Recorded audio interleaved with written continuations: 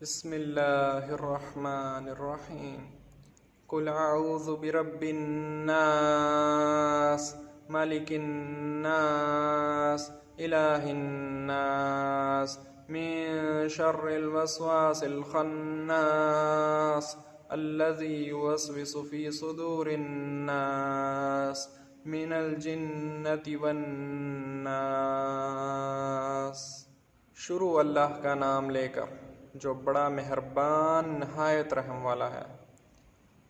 کہو کہ میں انسانوں کے پروردگار کی پناہ مانگتا ہوں، یعنی لوگوں کے بادشاہ کی، لوگوں کے معبود کی، اس بڑے وسوسہ ڈالنے والے کی برائی سے جو اللہ کا نام سن کر پیچھے ہٹ جاتا ہے، جو لوگوں کے دلوں میں وسوسے ڈالتا ہے، خواہ وہ جنات میں سے ہو یا انسانوں میں سے۔